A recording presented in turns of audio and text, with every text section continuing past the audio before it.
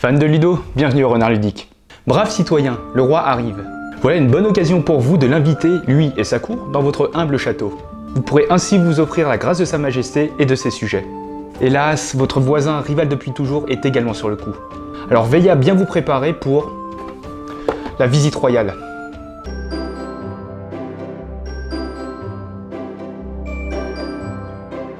Visite royale est un jeu exclusivement pour 2 joueurs et avec des parties avoisinant les 20-30 minutes. Vous allez jouer des cartes pour déplacer les pions ou encore activer les capacités des sujets pour petit à petit rapprocher le roi dans votre château. Si ce dernier atteint votre demeure, alors ça sera synonyme de victoire. Allez, allons découvrir la petite troupe. Alors dans la boîte, vous allez retrouver un magnifique tapis, 5 pions représentant le roi, ses 2 gardes, un fou et un sorcier, un jeton couronne, et 54 cartes permettant de déplacer tout ce beau monde. Allez, voyons comment préparer la visite.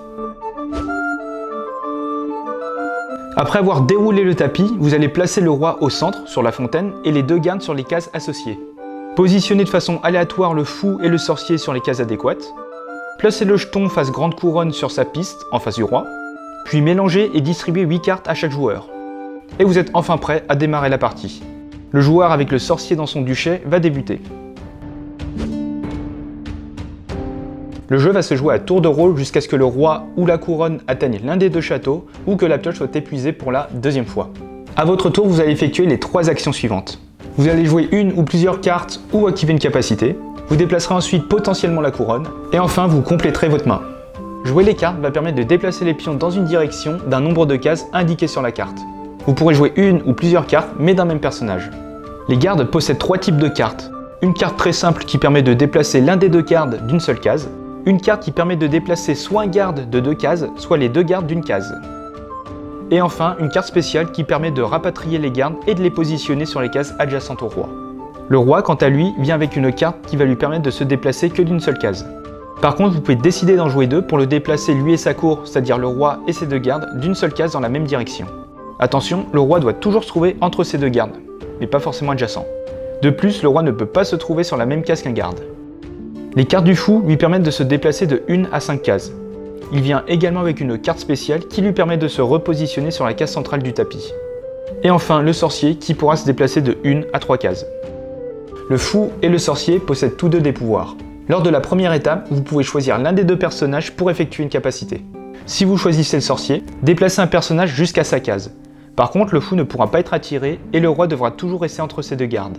Donc, si vous activez le pouvoir du sorcier, vous ne pourrez pas jouer de cartes. Et au contraire, si vous activez le pouvoir du fou, il devra alors être situé entre le roi et votre château. Dans ce cas, toutes les cartes fous deviennent des cartes joker, qui peuvent déplacer le personnage de votre choix.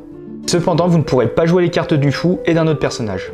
Une fois les cartes jouées et ou les pouvoirs utilisés, vous allez devoir déplacer la couronne. Déplacez-la d'une case vers votre château pour chaque pion dans celui-ci, et faites progresser le jeton d'une case supplémentaire si la cour complète, c'est-à-dire le roi et ses gardes, se trouve dans votre duché. À l'issue de cette phase, piochez jusqu'à avoir 8 cartes en main.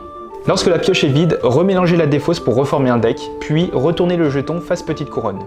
Si à un moment le roi ou la couronne se trouve dans un château, la partie prend fin. Le joueur à qui appartient le château remporte la partie. Et si vous épuisez la pioche pour la 2e fois, le joueur ayant le roi dans son duché l'emporte.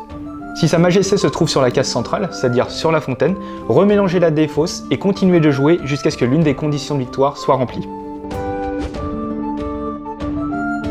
Visite royale est un très bon jeu à 2.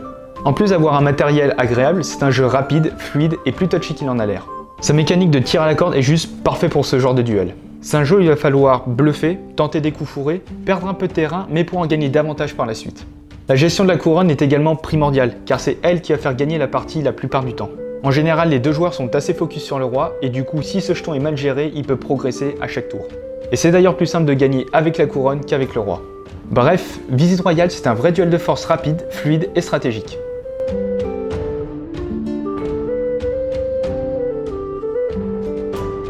Et voilà, c'est la fin de cette vidéo. Vous savez désormais comment vous préparer pour l'arrivée du roi. Comme d'habitude, n'hésitez pas à soutenir cette chaîne en laissant un pouce bleu, en commentant et en vous abonnant. Et sur ce, on se retrouve dans une prochaine vidéo. Ciao!